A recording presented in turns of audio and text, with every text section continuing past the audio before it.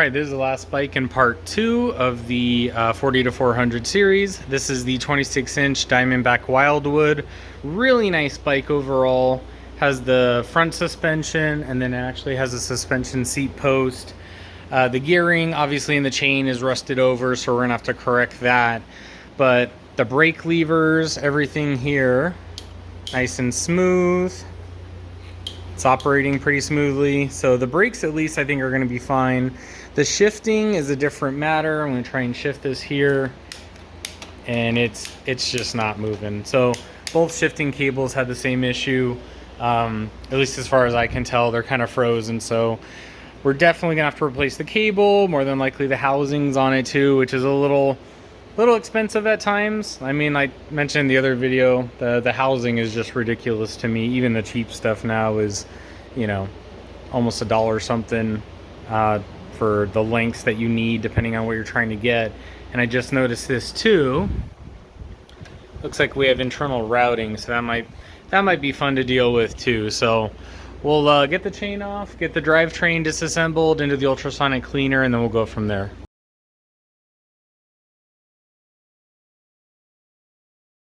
Alright, so I got the drivetrain disassembled. You can see the freewheel here. This is like that mega range version where you have your standard ratios and then it jumps like three jumps worth, I guess you'd say, or 3 ratios worth. I'm not really sure what the original term is. These are nice because it gives you good mid-range gearing. You get a lot of different options for your flat areas. You start to get some good gearing as you get up the hills, and then that mega range just gives you that, okay, I'm going up this hill, which is why it's so freaking big. So we'll get that run through. The chain is pliable. Obviously, it's got a bunch of different surface rust on it. If you see my other videos, my practice is to clean it, run it through the ultrasonic cleaner, and then put it through a stress test. And the stress test is essentially taking it out, putting as much body weight as I can on it, putting it in a high gear on a hill. And if it doesn't break, then obviously we sell it as is. If it does, then that's when we put the new chain on it. But we always just want to get it cleaned first and see if it'll have that integrity still. And if not, then we bite the bullet and just put the new chain on it. So I'm gonna run these through right now. Gonna pull the rest of the components off for some light cleaning as well, and then we'll get those cables replaced. All right, so we're gonna replace the rear derailleur shifting cable. So I'm gonna come in here. There's a little tab. I'll pop this up. There we go. And then there's one back here as well. Take that off. And this exposes where the cable is. So I'm just going to move this over here so I don't lose it. I already have a new cable with me. I'm just going to pull this out, or try to pull it out. Might have to get the pliers too.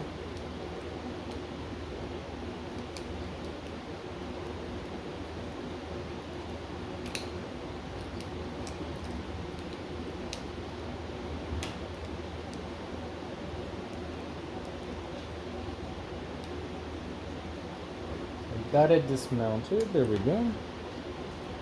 You see, this is all falling apart. As much as I like these style of shifters, they really can be extremely dirty. Pull this around.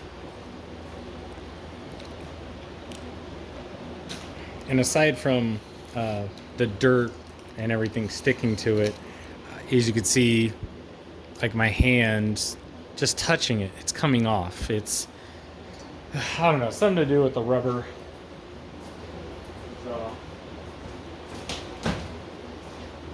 really wish they could improve upon that, because it would be a big improvement in my opinion. So I'm just gonna do the reverse operation now. I'm gonna put the wire through,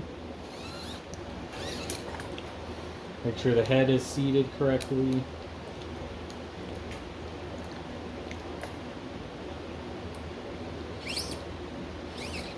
And then I've shown it in a few other videos. Let me grab my grease gun. I personally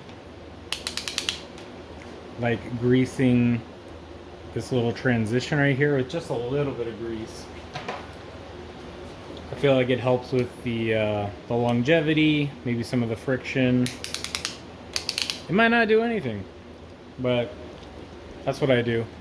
I like doing it. It gives me some peace of mind knowing that whoever uses the bike probably won't have to worry about it for a long time. So anyways, gonna rethread this cable through, and then we'll pull it out from down below. I know you can't see it, but it is coming out.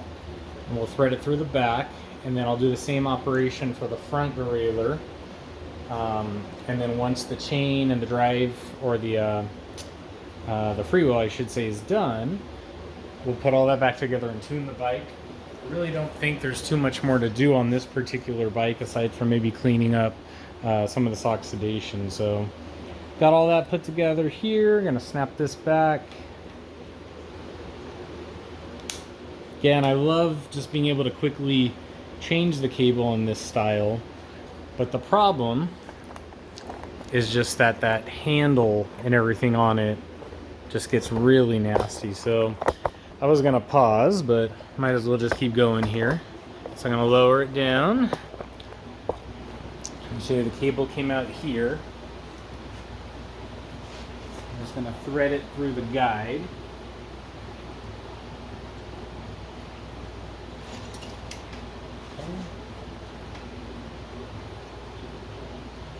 And then the housing feels good.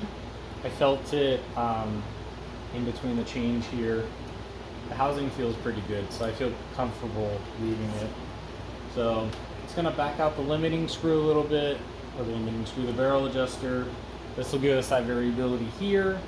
I don't think there was one up front, and there was not, so this will be our only adjustment point. So I'm just gonna get it very loosely set. We'll do the tuning after we have the drivetrain put back together. And then I'm just going to shift it and make sure everything is working for us here.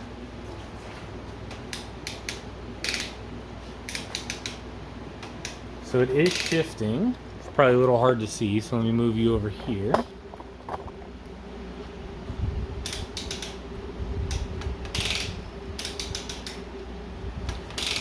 And a bunch of slack came out of the line, so I'm gonna retighten it again just to get the slack out. There we go.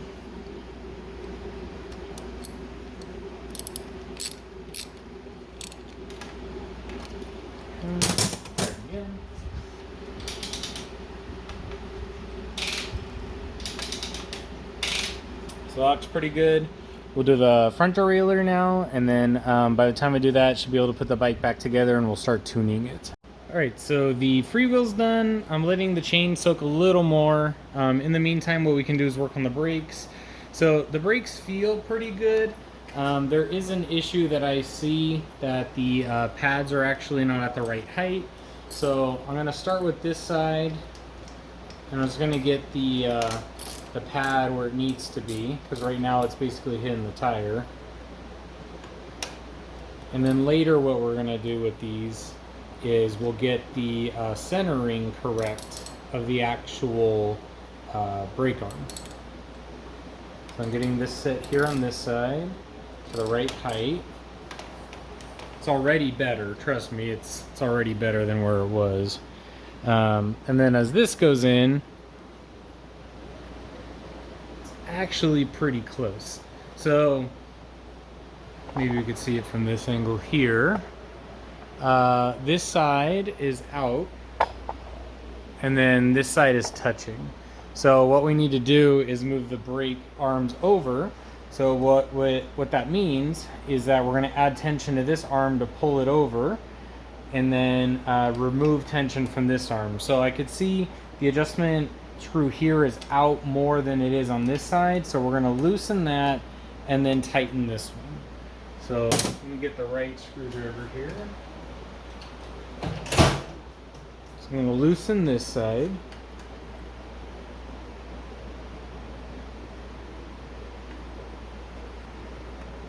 Squeeze and readjust it. And then this side we're going to add tension. Now if it's really bad, what we can do is remove the brake arm and then adjust the main tension. So I can't remember exactly which video I did it on, but there's a post that's connected from the spring, holds onto the arm, but then goes into the actual frame, and then that's what is anchored to give you the tension. And there's different settings for that. So that's still not where we want it to be.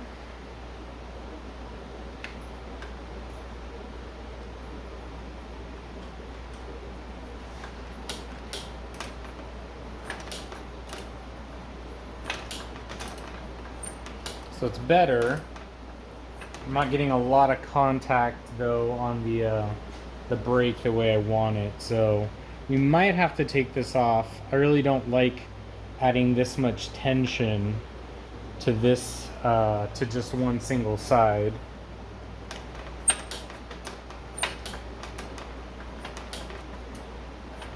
But it is working.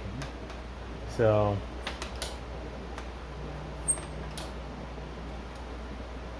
and I think that's what I'm going to want to do. So I'm going to back this out. I'm going to unhook everything.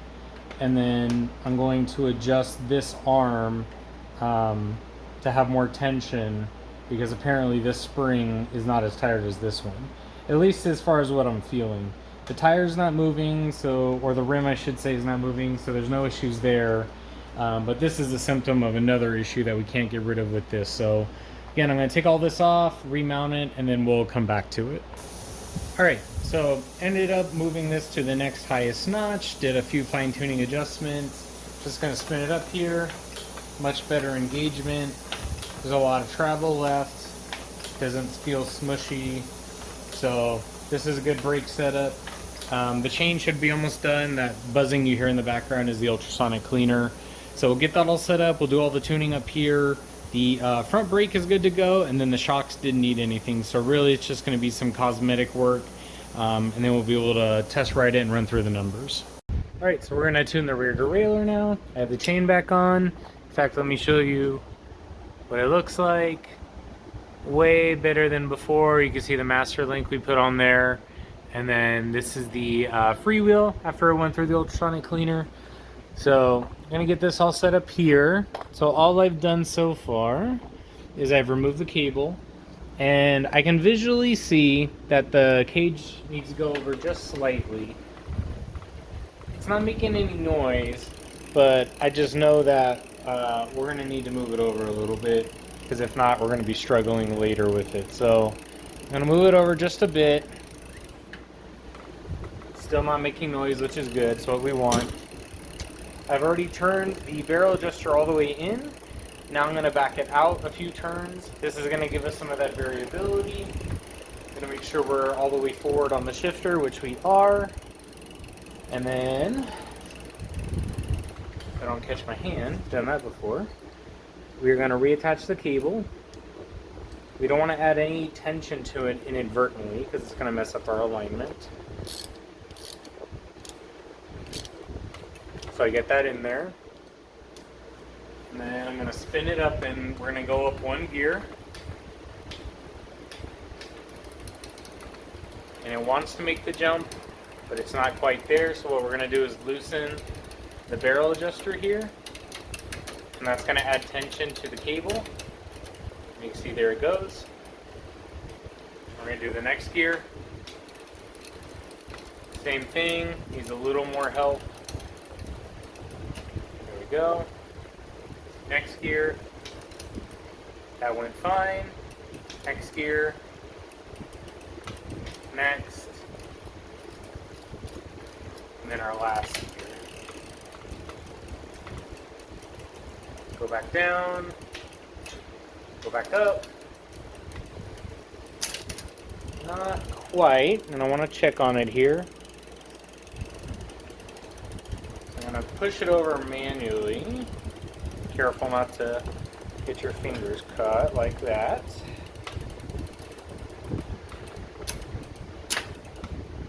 So it really doesn't want to make it, so let's just add tension with the barrel adjuster there. So that looks pretty good. I'm going to shift back down, back up, down, down, down, down, down, down, go up, So that looks good. A little clicking right here. Let me check. And it's a little too tight at this spot, so we're going to back it off just a little.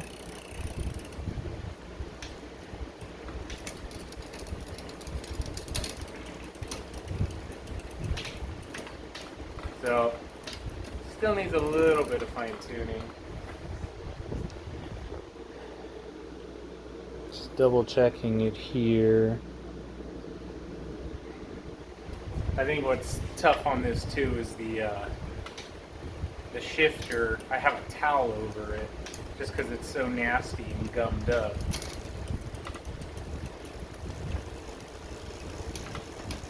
Definitely go up a hill pretty easily on that. So, alright, I think that looks pretty good.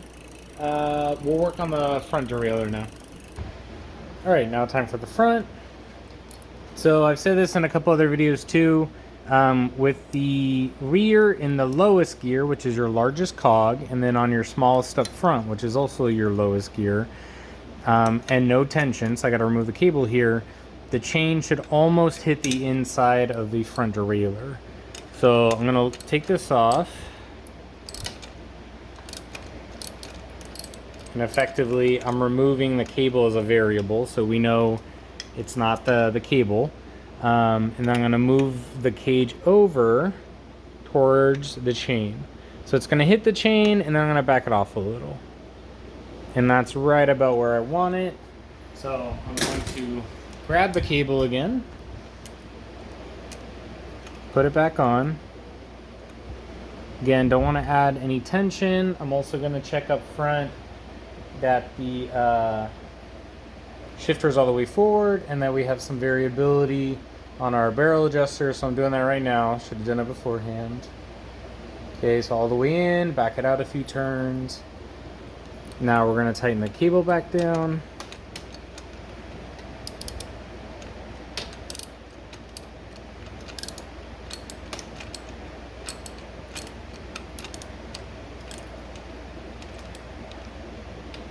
Okay, put the tools down, and then I'm going to try and do this. I might have to pull this out a little bit. I'm going to try and do this. Okay, so we made it up to the middle. And back it up and then just expand this back. There you go. A little better, I guess. I'm going to shift the rear down to the middle. And now we're going to shift the front to the largest. And it doesn't want to quite do it. And I think that limiting screw is a little too far out. So we're going to back off the high limiting screw. Try it again. There we go. It made the jump. I think the cage is a little out of alignment.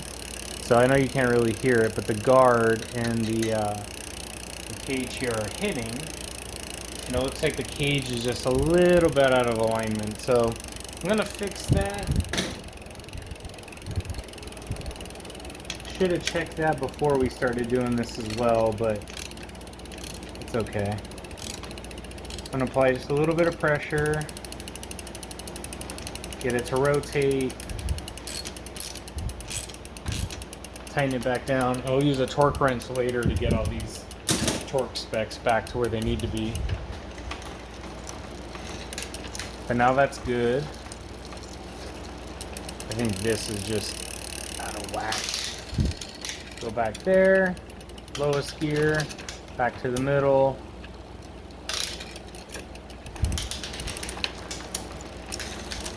Kind of hard to do from this angle too, but that looks pretty good.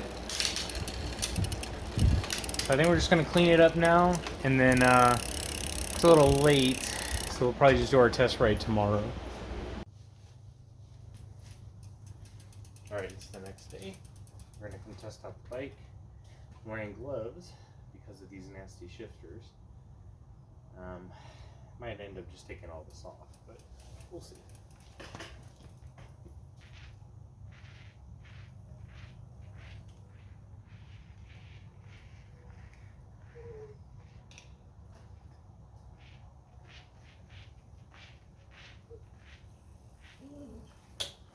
Ooh, brakes work really good.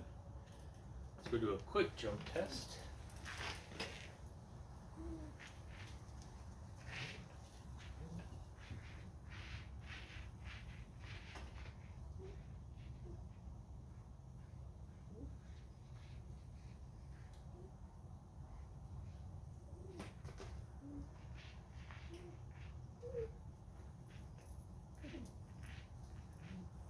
What's up, baby? Alright, overall, really nice.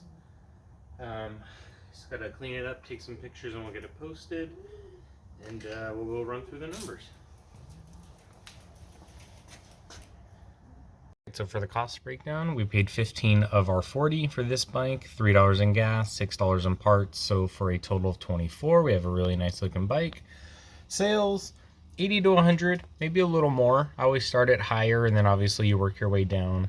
I think this is a really, really good quality bike. With just even a little more money put into it, you could just get it fully redone. But at this point, I think it's nice. So profit would be between 56 and 76.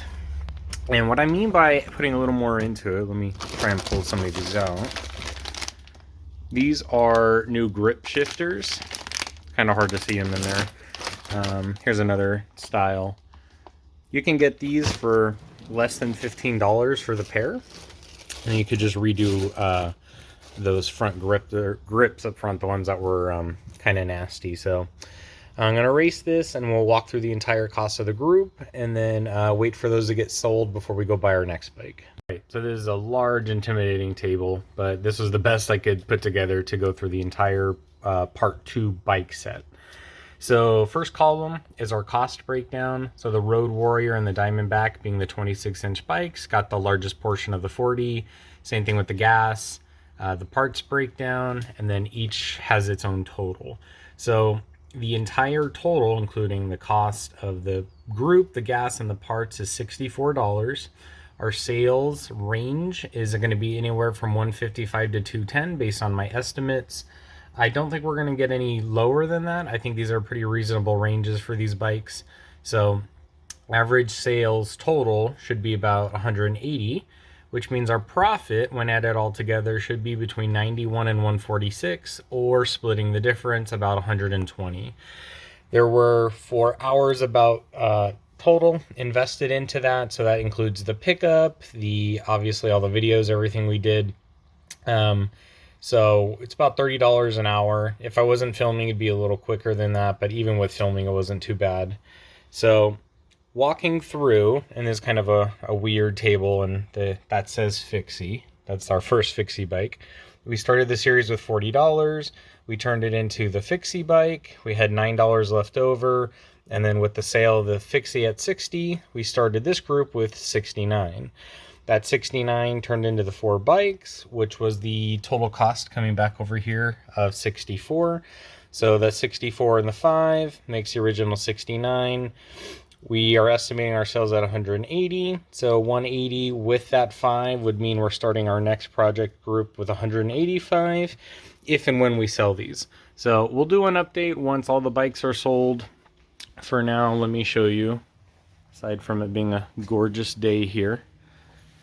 Definitely got quite a few of the bikes left to sell. We have the BMX, the C-Star, the Diamondback, and then the Road Warrior. It's all within the same week here, so I'm not surprised that we're still hanging on to them. But yeah, hopefully soon we'll get those posted and sold, and then we'll move on to the next one.